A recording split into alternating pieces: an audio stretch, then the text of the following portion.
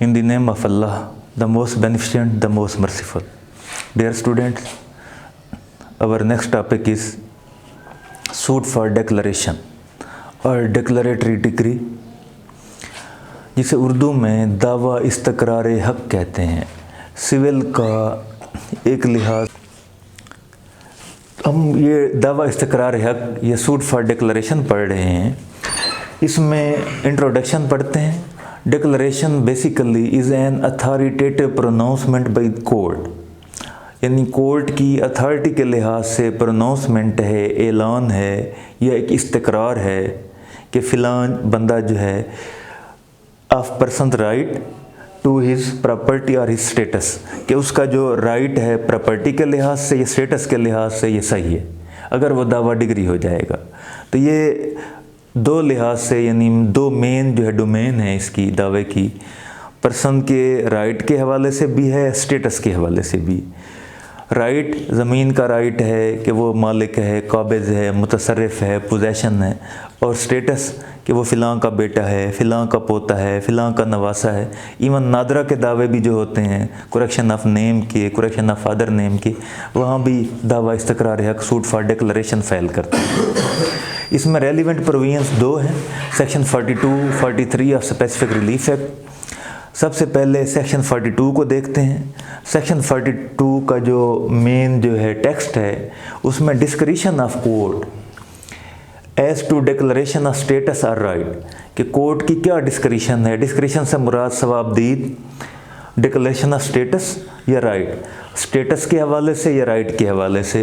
तो इसकी तशरीह या एक्सप्लेनेशन यूँ की गई है इसी सेक्शन में, any person entitled to any legal character और to any rights as to any property, कोई भी शख्स है वो हकदार है, इस्तेहकाक रखता है किसी भी लीगल कैरेक्टर का, या कोई भी राइट रखता है किसी भी प्रॉपर्टी पे, मे इंस्टीट्यूट ए सूट, वो ये दावा दायर कर सकता है, यानी दावा इस्तक़रार हक़ दायर कर सकता है अगेंस्ट एनी पर्सन। कौन सा एनी पर्सन? जो डिनाइंग कर रहा है इस हक़, उसके मुद्दई के इस हक़ को नहीं मान रहा, उससे इनकार कर रहा है, और इंटरेस्टेड टू डिनाई, या इनकार करने में उसका फ़ायदा है, ऐसा कोई शख्स है, उसके खिलाफ मुद्दई ये दावा कर सकता है। His title to such character और राइट, उसका जो टाइटल है मलकियत का, यानी ऐसे कैरेक्टर के लिहाज से, और राइट या हकूक़ के लिहाज से। And the court make there an declaration, तो इस तरह से कोर्ट जो है एक डिक्लेरेशन कैम करेगी that he is so entitled, कि वो इस तरह से इस चीज़ का हकदार है, इस्तेहकाक रखता है, वो बोनाफाइड मालिक है, वो सही पोजेसर है, वो सही जो है उसका काबिज़ है, और सही काश्तकार है, सही मुतसर्रिफ़ है।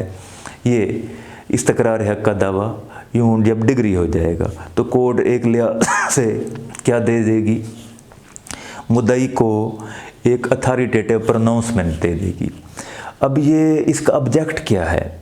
ऑब्जेक्ट ये है to strengthen and perpetuate testimony of plaintiffs right to his status and character, कि उसके स्टेटस के लिहाज से, उसके करेक्टर के लिहाज से जो एविडेंस है उसको क्या करना है, परपिचुएट करना है, दवाम देना है, उससे स्ट्रेंथन मजबूत करना है। जब एक दावा डिग्री हो जाएगा तो डिग्री की, कोर्ट की जो डिग्री है उसकी हमेशा के लिए हैसियत होती है, तब वक्त ये अनटिल एंड अनलेस वो डिग्री सेटिस्फाइड हो जाए, या वो डिग्री चैलेंज हो जाए, असेल हो जाए, और डिग्री जो है कलअदम हो जाए, डिग्री ख़त्म हो जाए।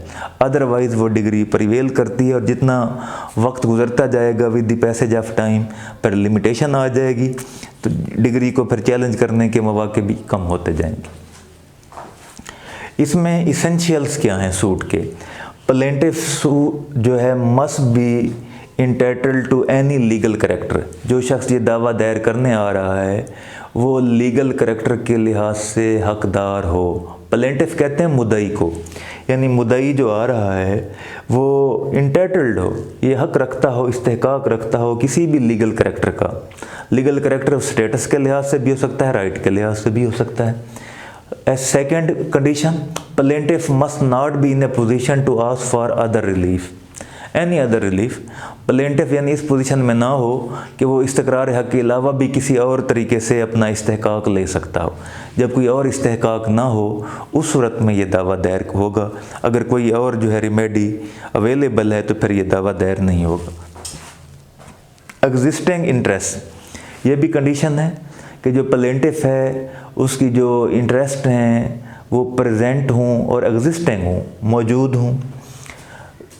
नेक्स्ट कंडीशन, यहाँ पे कुछ डेंजर हो, सम डेंजर और डेट्रीमेंट टू सच इंटरेस्ट, कि वो कोई ख़तरा हो ऐसे इंटरेस्ट को, ऐसे हकूक़ को, ऐसे मफादात को, किस चीज़ का, एडवर्स अटैक का, एडवर्स क्लेम का, कि वो कोई मुखालिफ पार्टी आके गलत क्लेम कर सकती है, गलत इदा कर सकती है, बातिल इदा कर सकती है। उस सूरत में ये दावा दायर होगा और इस दावे में लिखा जाता है कि ये मुद्दई फ़िलान जायदाद का मालिक काबिज़ मुतसर्रिफ़ है, मुद्दा अलैह का इस बाबत जो है इदा गलत, खिलाफ हकीकत, खिलाफ कानून और क्या कहते हैं नाकाबिल अमल, नाकाबिल पजीराई और इनऑपरेटिव है। इसके अलावा लीगल करैक्टर को ख़ास अहमियत दी गई है इस दावे में। लीगल करैक्टर ये है कि कोई आम आदमी जिसका वहाँ पे राइट ही नहीं बनता, he can not claim, he can not file suit for declaration, वही शख्स जो है एबल है, एलिजिबल है to file suit who has legal character. Character किस लिहाज से है? कानूनी लिहाज से, यानी उसकी जायदाद का मसला आ रहा है या उसकी शख्सियत का मसला आ रहा है, उसकी स्टेटस का मसला आ रहा है। उस सूरत में स्टेटस से मुराद ये है कि कोई गलत तौर पर उसके बाप की औलाद के तौर पर मंसूब कर रहा है अपने आप को, या कोई उसको अपने उस फ़िलाँ एक ख़ास जो है बाप से, दादा से उसे वारिस तस्लीम नहीं करता। उस सूरत में जो है स्टेटस के लिहाज से ये क्लेम हो जाएगा। Safe guard of the right, इसमें राइट को एक लिहाज से सेफ़ गार्ड कर दिया गया है कि जब ये दावा डिग्री हो जाएगा तो कोर्ट की डिग्री को फिर इटर्निटी हासिल हो जाती है, सैंक्टिटी हासिल हो जाती है, एक लिहाज से प्रोटेक्शन हासिल हो जाती है। तो ये दावा जो है दायर बहुत ज़्यादा होता है सिविल में, लेकिन आम तौर पर जो है ख़ारिज भी होते हैं ऐसे दावे, इसमें डिफेंस भी हैं। यानी डिफेंस ये है जब ये दावा मेंटेनेबल नहीं होगा, उस सूरत में जब ये क्लेम जो विक्सेशियस होगा, फजूल किस्म का, लग़्व किस्म का होगा, या दावा जो है बार होगा बाय लिमिटेशन, या प्लेंटिफ जो है has no legal right to that property, he can not file such suit, तब भी दावा नहीं चल सकेगा, प्रोसीडेबल नहीं होगा, क्योंकि unauthorized person can not address the court, जिसके पास अथॉरिटी ही नहीं है वो कैसे कोर्ट में आ सकता है। नेक्स्ट सेक्शन है 43, वो इफ़ेक्ट है इसी डिक्लेरेशन का कि डिक्लेरेशन की जो डिग्री है बाइंडिंग है on all parties to the suit. जो भी पार्टीज़ हैं वो बाउंड हैं इस डिग्री की, कि जब एक दावा डिग्री हो जाता है तो फिर डिग्री जो है वो अपना दवाम हासिल कर लेती है। तो उसमें जितने भी फ़रीक़ैन होते हैं वो मुद्दा अलैह में थे या मुद्दई में थे या उनके वो हैं वरसा में से हैं, तो वो अपने प्रीडिसेसर, क्योंकि उनका फ़रीक था उस दावे में, उस डिग्री में, इसलिए वो उनके ऊपर बाइंडिंग है। तो ये सेक्शन 43 जो है वो इस डिक्लेरेशन की डिग्री को बाइंडिंग करार देती है, लेकिन एक्सेप्शंस हैं।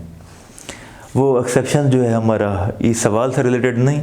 बहरहाल ये दावा जो है सिंपली आप समझ लें कि कोर्ट की तरफ से एक आदमी जिसे मुद्दई कहते हैं, जो कोर्ट में जाके दावा दायर करता है, उसके हकूक़ के हवाले से एक डिग्री है, एक प्रोनाउंसमेंट है, और वो प्रोनाउंसमेंट अथॉरिटी के लिहाज से कि कोर्ट अथॉरिटी रखती है और वो कोर्ट की अथॉरिटी ये कहती है कि फ़िलाँ आदमी इस जायदाद का वाक़यतन मालिक है, ये बोनाफेडी मालिक है, ये सही मालिक है, सही काबिज़ है, सही मुतसर्रिफ़ है और इसका जो कब्ज़ा है सही जगह पर है, ये दावा डिग्री समझा जाएगा। ऐसे नादरा में नाम चेंज कराने गए हैं, बोर्ड ने नाम गलत लिख दिया है, वहाँ चैलेंज करने गए हैं, तो वहाँ भी दावा इस्तक़रार हक़ होता है। यानी यूँ समझ लें, सिंपली अगर मैं कहूँ कि जहाँ पे सिविल में कोई और दावा नहीं होता, कोई और दावे की गुंजाइश ना हो, तो वहाँ पे दावा इस्तक़रार हक़ दायर कर दिया जाता है। ये इसके साथ फिर स्टे की एप्लीकेशन भी अनेक्स कर देते हैं, स्टे भी सीख कर लिया जाता है कि फ़िलाँ पार्टी फ़िलाँ डॉक्यूमेंट को ओरिजिनल कहने से बाद। तो ये सवाल जो है थ्योरी के लिहाज से भी अहम है और प्रैक्टिस के लिहाज से भी अहम है।